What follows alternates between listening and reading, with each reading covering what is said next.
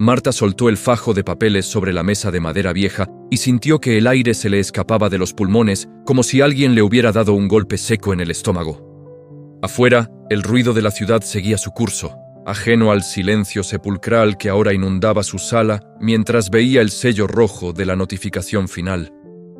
No era un error ni una prórroga más. Era el final de una década de esfuerzo que se desmoronaba frente a sus ojos en un solo segundo de claridad aterradora. Aquella decisión de firmar como aval para un sueño que no era suyo la había dejado parada en el borde de un abismo del que no había retorno posible. Quédate hasta el final, porque esta historia guarda una lección que cambiará tu forma de ver el mundo para siempre. Caminó hacia la ventana y miró la calle donde los vecinos pasaban cargando bolsas de mercado y los niños corrían detrás de una pelota desinflada. Nadie sabía que, dentro de esas 4 paredes, el mundo de una mujer se estaba apagando. Durante años, ella se había levantado a las 5 de la mañana, se había tomado un café amargo de pie en la cocina y había salido a trabajar con la convicción de que el sudor era la única moneda válida para comprar la tranquilidad. Pero esa tarde, comprendió que el cansancio no siempre se traduce en progreso. Tenía las manos ásperas, la espalda encorvada por el peso de las cajas y la mente agotada, pero su cuenta bancaria gritaba una verdad que ya no podía ignorar. Estaba quebrada. No solo de dinero, sino de espíritu. El teléfono sonó sobre el mostrador, pero no lo contestó. Sabía que era su hermana pidiendo otro préstamo pequeño o quizás el banco recordando que los plazos no perdonan los buenos sentimientos. Se sentó en el suelo, con la espalda apoyada en la pared fría, y recordó el día que abrió su pequeño negocio de abarrotes. Había pintado las paredes de color amarillo porque quería que el lugar se sintiera como un rayo de sol en el barrio. En aquel entonces, pensaba que trabajar duro era suficiente. Pensaba que si era la última en irse y la primera en llegar, la vida eventualmente le devolvería el favor. Qué equivocada estaba.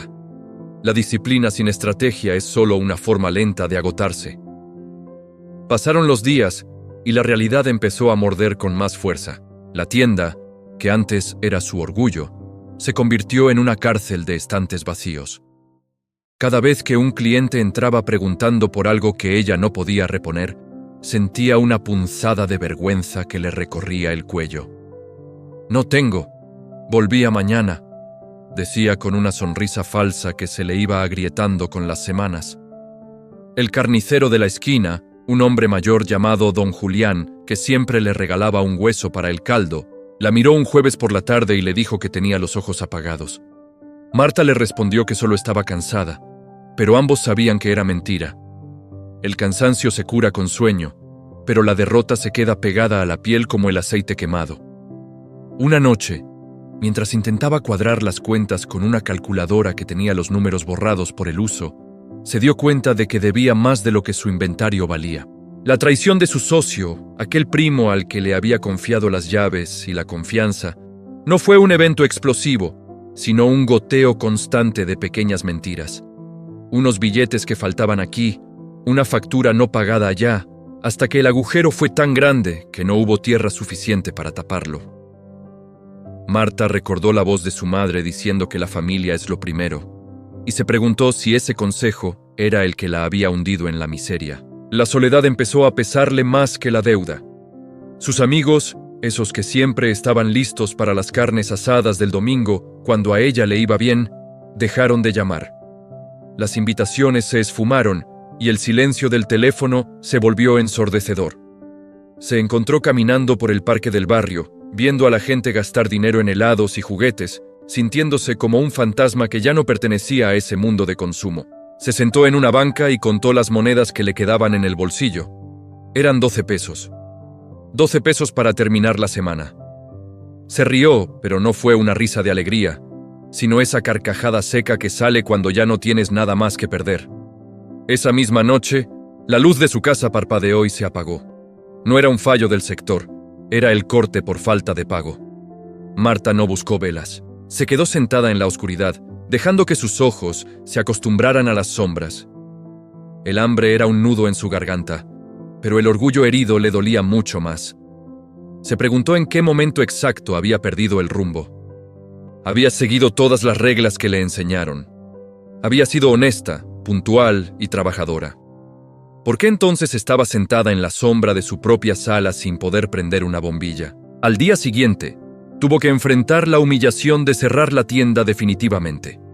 Bajó la cortina metálica y el ruido del hierro chocando contra el cemento sonó como un disparo en el silencio de la mañana. Los vecinos la miraban con una mezcla de lástima y curiosidad. Algunos se acercaron a preguntar si se mudaba. Otros simplemente agacharon la cabeza. Marta no dio explicaciones. Entró a su casa, cerró la puerta con doble llave y se metió en la cama. Pasó 3 días sin salir, alimentándose de pan duro y agua, viendo cómo el polvo se acumulaba en los muebles que tanto le había costado comprar.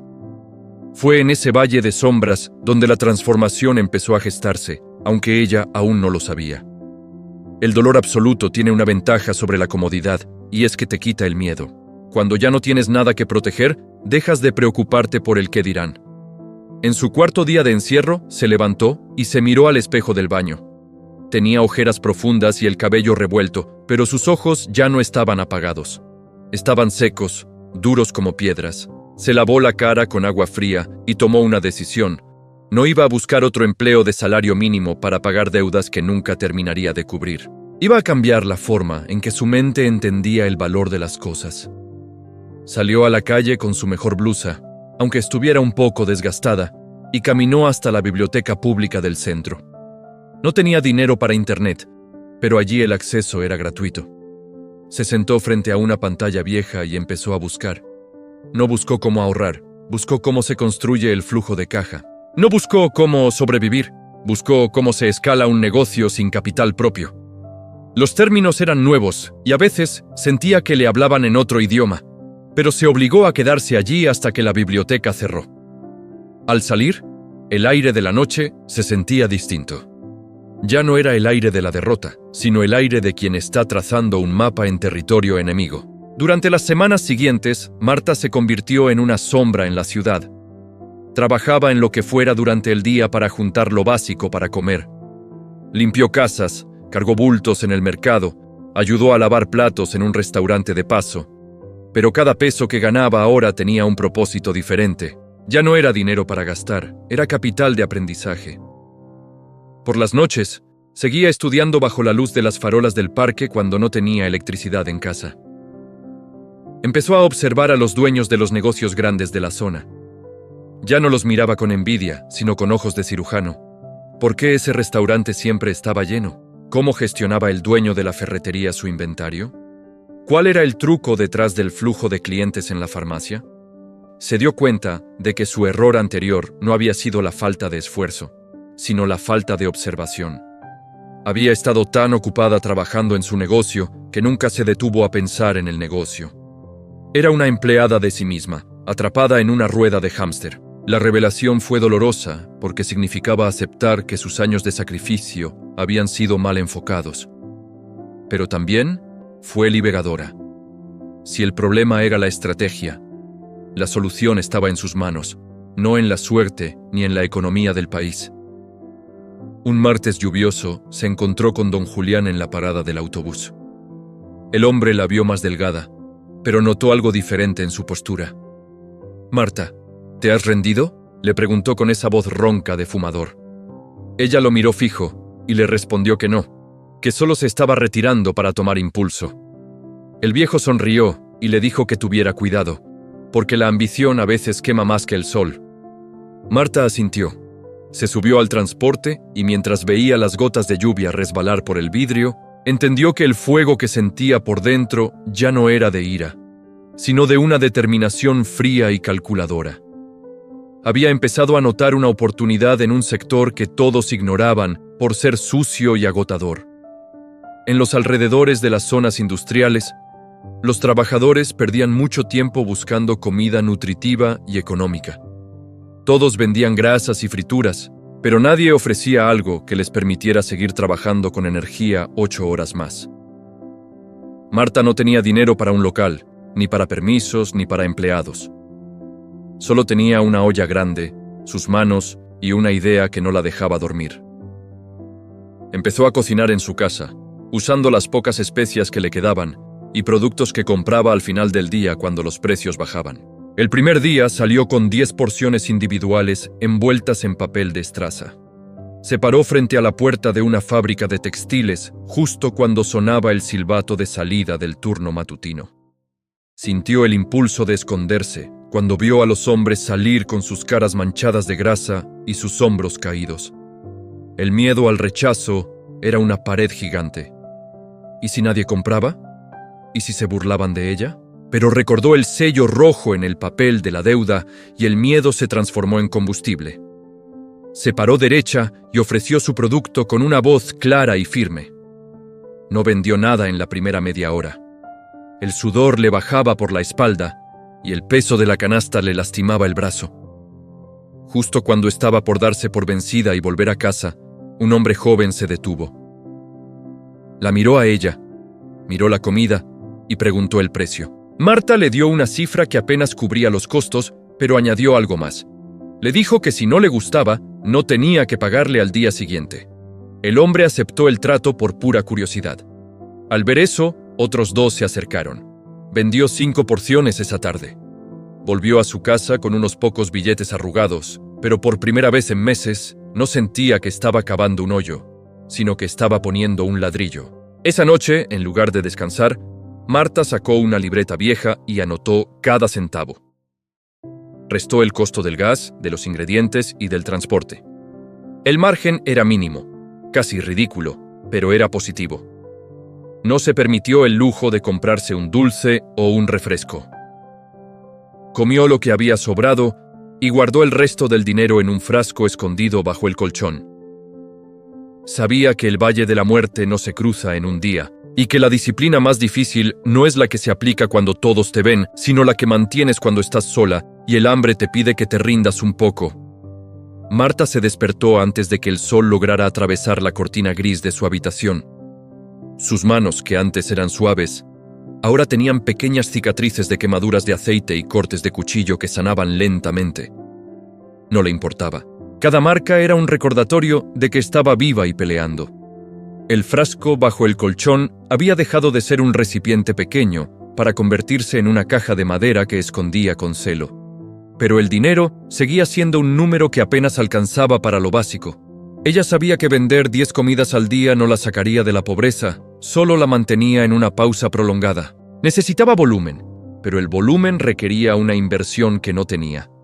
Fue entonces cuando la tentación del camino fácil apareció en la forma de un antiguo conocido del barrio. Ricardo, un hombre que siempre vestía camisas demasiado brillantes y manejaba un coche que no encajaba con su falta de oficio conocido, se le acercó una tarde mientras ella recogía sus recipientes vacíos. «Marta, te veo matándote por centavos», le dijo con una sonrisa que no llegaba a los ojos. Él le ofreció un trato que parecía la solución a todos sus problemas. Solo tenía que usar su nombre para registrar unos locales que él no podía poner a su cargo por problemas fiscales. A cambio, recibiría una suma de dinero que pagaría todas sus deudas de un plumazo. Marta lo miró y por un segundo visualizó la luz de su casa encendida sin miedo, la despensa llena y las llamadas de los cobradores cesando para siempre. Pero recordó la biblioteca. Recordó los libros de finanzas que decían que el dinero que no entiendes cómo se gana es dinero que no te pertenece. Recordó que su caída anterior empezó por confiar en atajos y en palabras bonitas de familiares. Miró a Ricardo a los ojos y le dijo que no. Él se rió, la llamó tonta y se fue asegurando que ella moriría siendo una empleada de su propia olla. Marta sintió un frío en el pecho, pero no de arrepentimiento, sino de la confirmación de que su integridad era lo único que el banco no le había podido embargar. Esa negativa la obligó a ser más creativa. En lugar de aceptar dinero sucio, decidió reinvertir cada gramo de ganancia en eficiencia. Se dio cuenta de que perdía 3 horas al día picando verduras a mano. Pasó semanas ahorrando cada moneda, dejando de comprar incluso el café de la mañana, hasta que pudo adquirir una procesadora manual usada en un mercado de pulgas. Ese pequeño aparato le devolvió 2 horas de vida al día. En esas 2 horas, en lugar de descansar, se dedicó a caminar más lejos, a buscar otras fábricas, otros talleres mecánicos, otros puntos donde el hambre de los trabajadores fuera su mercado. El crecimiento fue lento y doloroso. Hubo días en que la lluvia arruinaba la comida porque no tenía un carrito techado. Hubo días en que la policía la movía del lugar porque no tenía permisos. Marta aprendió a negociar no con dinero, sino con comida. Le llevaba un plato caliente al guardia de seguridad de la fábrica más grande para que la dejara pararse cerca de la sombra del muro. Aprendió los nombres de sus clientes. Ya no eran solo obreros, eran Juan, que tenía 3 hijos, Pedro, que estaba ahorrando para su boda, y Luis, que extrañaba la comida de su madre en el sur. El negocio dejó de ser una transacción de alimentos para convertirse en un servicio de cercanía, pero el éxito temprano trae consigo una confianza peligrosa. Marta empezó a ganar lo suficiente para contratar a una vecina que la ayudara a cocinar. Por primera vez en meses, sintió que respiraba, y ahí fue donde cometió el error que casi la destruye. Con el afán de crecer rápido, aceptó un pedido masivo para un evento de una constructora local. Eran 200 porciones. Pidió un préstamo informal a un prestamista del barrio, confiando en que el pago de la constructora llegaría de inmediato. Gastó todo en insumos de alta calidad, trabajó 48 horas sin dormir y entregó la comida a tiempo. El clímax de su alegría se transformó en cenizas cuando el encargado de la obra le dijo que el pago saldría en 60 días por políticas de la empresa. Marta sintió que el suelo desaparecía. El prestamista no esperaría 60 días. Esa noche, sentada en su cocina rodeada de ollas sucias, comprendió que había vuelto a caer en la trampa de la falta de flujo de caja. Había trabajado como loca para terminar con una deuda mayor y sin dinero para comprar los ingredientes del día siguiente. Se puso a llorar, no de tristeza, sino de rabia contra su propia ignorancia. El valor del dinero no está en cuánto ganas, sino en cuándo lo tienes disponible. El prestamista, un hombre llamado Saúl que tenía fama de no aceptar excusas, fue a buscarla a su casa. Marta no se escondió. Salió a la puerta y le explicó la situación con una honestidad que desarmó al hombre. No tengo el dinero hoy, pero tengo estas ollas, mi fuerza de trabajo y una lista de clientes fieles, le dijo. Saúl la miró de arriba abajo. Muchos le habrían suplicado o mentido. Marta le propuso un trato. Ella le proveería de comida diaria a todos sus cobradores y empleados durante 3 meses, lo que sumaba un valor mayor a la deuda, pero le permitía a ella seguir operando sin el peso del interés mensual. El hombre, viendo la determinación en sus ojos y sabiendo que Marta cocinaba mejor que nadie en la zona, aceptó. Esa fue la lección más dura de su vida. Aprendió que un negocio que crece demasiado rápido, sin cimientos sólidos, es solo una casa de naipes esperando una ráfaga de viento. Durante esos 3 meses, Marta trabajó gratis para el prestamista mientras seguía vendiendo lo que podía a sus clientes de siempre para sobrevivir. Vivió con menos de lo que vivía cuando estaba quebrada. Pero algo en su mente hizo clic. Ya no era una cocinera que vendía comida. Era una estratega que estaba pagando su educación financiera con sudor. Empezó a estudiar los costos de manera obsesiva. Descubrió que si compraba el arroz por bultos de 50 kilos directamente en el molino de las afueras, ahorraba un 30%. Si usaba las cáscaras de las verduras para hacer caldos concentrados, mejoraba el sabor sin gastar un centavo extra. El desperdicio se volvió su enemigo personal. Cada grano de arroz que caía al suelo era una moneda que se perdía. Esa austeridad extrema, que para otros sería un castigo, para ella era un juego de números que estaba empezando a ganar. La transformación real ocurrió cuando dejó de verse como una víctima de las circunstancias. Un día, mientras servía una porción de guiso a un cliente habitual, este le preguntó por qué no ponía un local de verdad. Marta le respondió que un local era un costo fijo que la mataría si las ventas bajaban.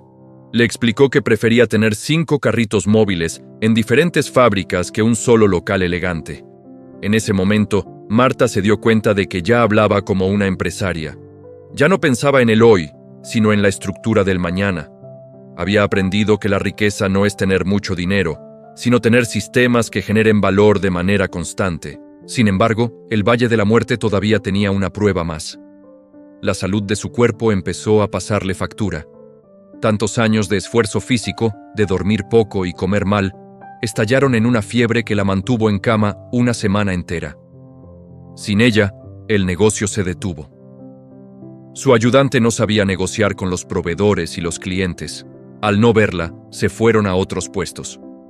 Marta, sudando de fiebre en su cama, se dio cuenta de que si ella moría, su negocio moría con ella. Y eso no es riqueza. Es solo otro empleo con un jefe más exigente. Esa semana de enfermedad fue la más productiva de su vida, no para sus manos, sino para su cerebro. Con una libreta y un lápiz, empezó a escribir procesos. Cómo se debe sazonar la carne, cuánto tiempo exacto debe hervir el agua, cómo se debe saludar al cliente, cómo se cierra la caja al final del día. Creó un manual de operaciones sencillo para que cualquiera pudiera hacer lo que ella hacía. Entendió que el verdadero cambio que necesitaba no era trabajar más duro, sino construir algo que pudiera funcionar sin que ella estuviera presente físicamente cada segundo. Cuando se recuperó, no volvió a la cocina a picar cebollas. Volvió a la cocina a enseñar. Contrató a otra mujer desempleada del barrio y le enseñó cada paso con una paciencia que no sabía que tenía. Los primeros días fueron un desastre. La comida no sabía igual. Las cuentas no cuadraban. La tentación de quitarle el cuchillo de las manos y hacerlo ella misma era casi insoportable. Pero se obligó a soltar. Sabía que si no delegaba, nunca saldría del barro. El dinero en la caja de madera bajo el colchón empezó a crecer de nuevo, pero esta vez de manera sostenida. Ya no eran billetes que entraban y salían para apagar incendios. Eran billetes que se acumulaban porque los costos estaban controlados y el sistema funcionaba. Marta pagó su última deuda con el banco de su quiebra anterior. El día que recibió el documento que decía saldo cero, no celebró con una fiesta.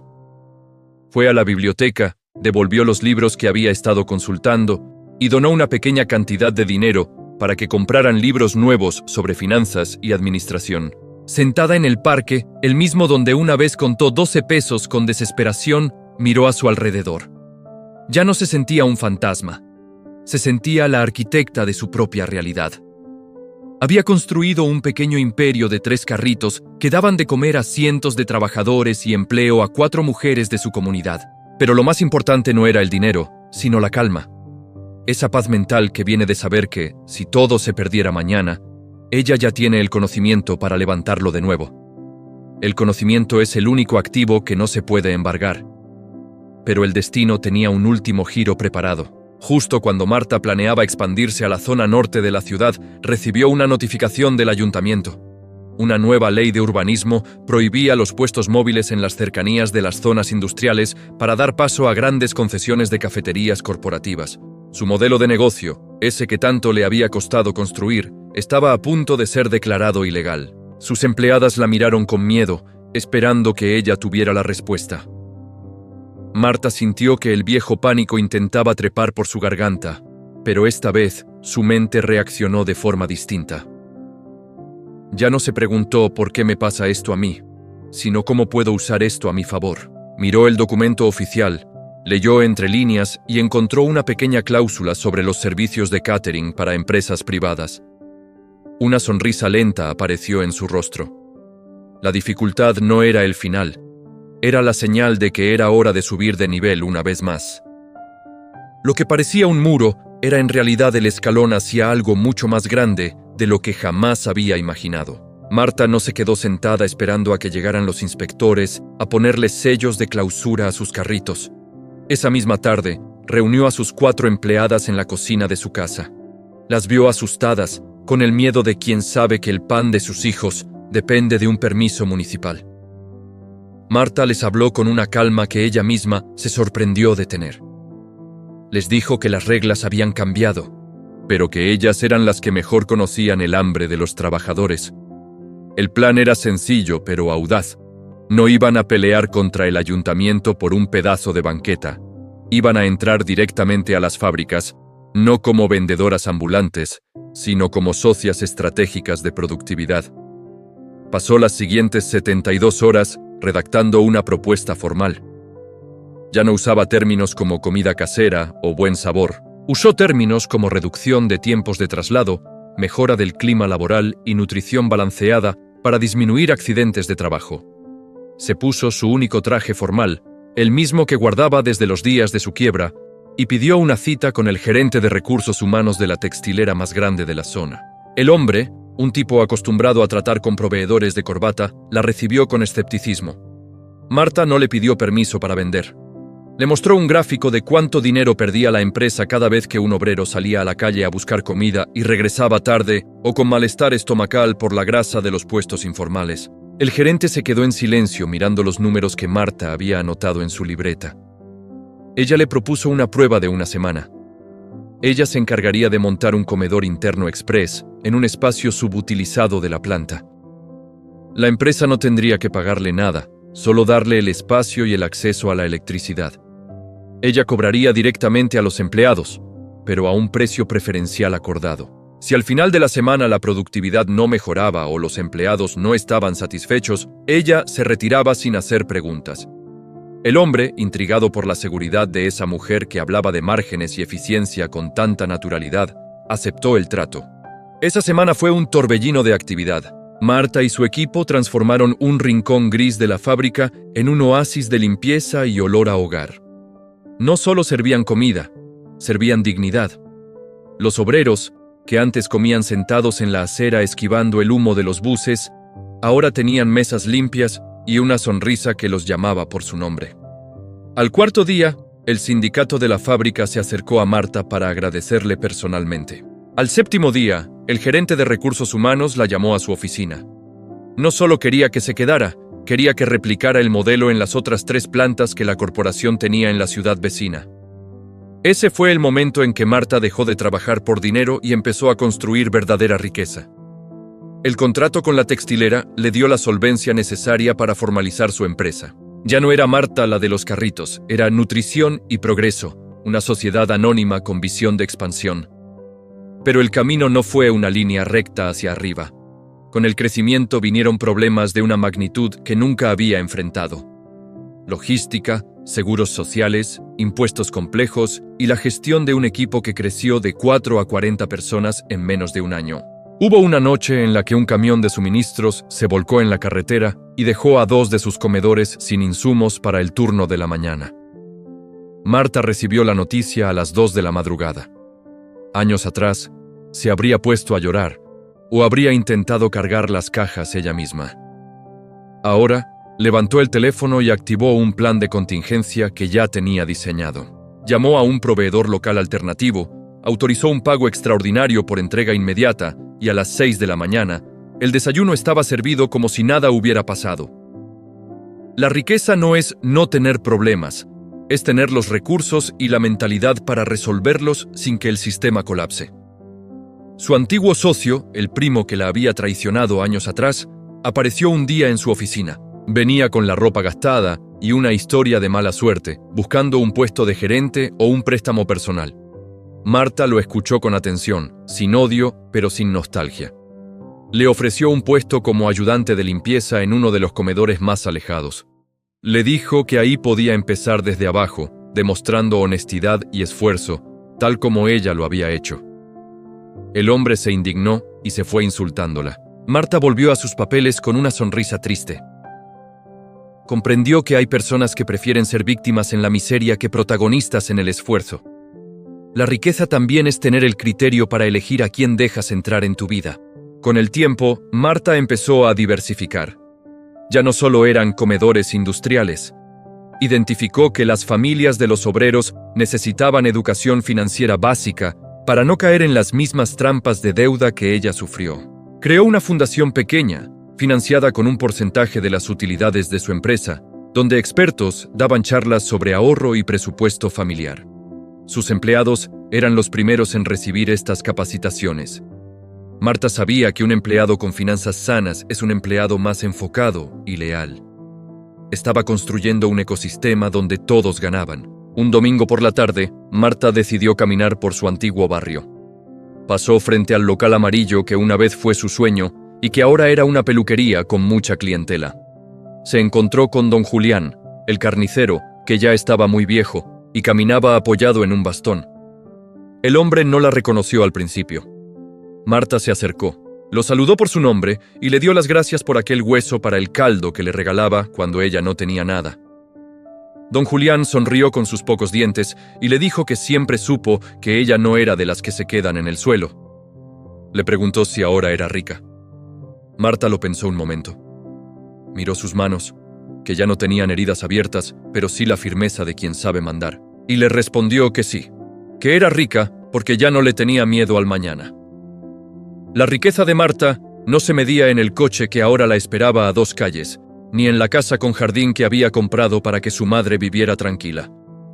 Se medía en el tiempo que ahora podía dedicar a leer, a aprender cosas nuevas y a mentorizar a otras mujeres que estaban en el lugar donde ella estuvo. Había entendido que el dinero es como el agua. Si se estanca, se pudre. Si fluye, crea vida a su alrededor.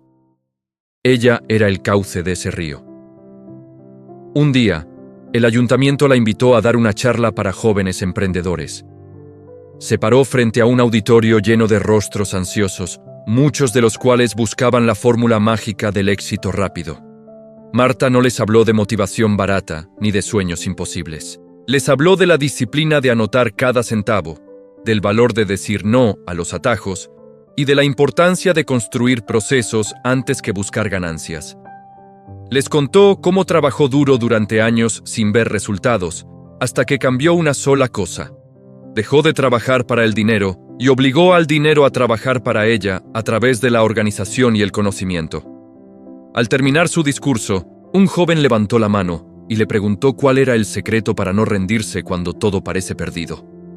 Marta se acercó al borde del escenario, lo miró fijo y le dijo que el secreto era no tenerle miedo al hambre, sino tenerle miedo a la mediocridad de una vida cómoda pero vacía. Les recordó que el Valle de la Muerte es un lugar necesario para morir a quien eras y nacer a quien debes ser. La multitud se quedó en silencio, procesando una verdad que no venía de un libro de texto, sino de una mujer que había tocado el fondo del abismo y había usado las piedras del fondo para construir una escalera. Marta regresó a su oficina esa tarde y se sentó frente a su escritorio de madera sólida. Abrió un cajón y sacó la vieja libreta de números borrados que usaba en su pequeña tienda de abarrotes. La hojeó con cariño. Ahí estaban sus errores, sus miedos y sus primeras victorias. No la tiraba porque le servía de ancla. Sabía que la riqueza es frágil si se olvida de dónde viene. Cerró la libreta y miró por la ventana el horizonte de la ciudad que una vez la ignoró y que ahora la respetaba. La historia de Marta no terminó en una mansión aislada del mundo. Terminó en una mesa compartida, donde el éxito se mide por cuántas personas han crecido a tu lado. Ella cambió su forma de ver el mundo y, al hacerlo, el mundo cambió para ella. La disciplina no fue un castigo, fue el lenguaje con el que negoció su libertad. El valor no fue la ausencia de miedo, sino la capacidad de caminar con él hasta que el miedo se cansara de seguirla. Hoy, Marta camina por las plantas de producción y los obreros la saludan con un respeto que no se compra con salarios. Ella sabe que cada plato de comida que sirven sus empleados es una semilla de estabilidad en una familia. Ha construido algo que va más allá de los números en una pantalla. Ha construido un legado de resiliencia que perdurará mucho después de que ella ya no esté. Porque al final del día, la verdadera riqueza no es lo que tienes en el banco, sino en quién te has convertido para conseguirlo y qué has hecho con ello para ayudar a los demás. Marta cerró los ojos un momento y respiró profundo. Sintió el fuego interno, ese que antes era una llama desesperada de supervivencia, transformado ahora en un resplandor constante de propósito. Sabía que vendrían nuevos retos, nuevas leyes y nuevas crisis, pero ya no le importaba. Ella ya no era la mujer que dependía de una tienda amarilla. Era la mujer que había aprendido a navegar en la tormenta y que ahora enseñaba a otros a construir sus propios barcos. La vida es un ciclo de siembra y cosecha, pero la mayoría de la gente se rinde antes de que la semilla rompa la tierra. Marta aprendió a esperar, a regar con sudor y a proteger el brote con inteligencia. Esa es la lección que quedó grabada en las paredes de sus comedores y en el corazón de quienes la conocieron. No se trata de cuánto trabajas, sino de qué tan inteligente es tu esfuerzo y cuánta integridad le pones a cada paso. Al final de este largo camino, Marta se dio cuenta de que la riqueza siempre estuvo ahí, esperando a que ella fuera lo suficientemente fuerte para reclamarla. No estaba en el oro, sino en la capacidad de transformar la escasez en abundancia mediante el orden y la visión. Se levantó de su silla, apagó la luz y salió de la oficina. Afuera, la ciudad brillaba con miles de luces, y ella sabía que, en algún lugar de esa oscuridad, otra mujer estaba sentada contando sus últimas monedas, esperando una señal para empezar su propia transformación.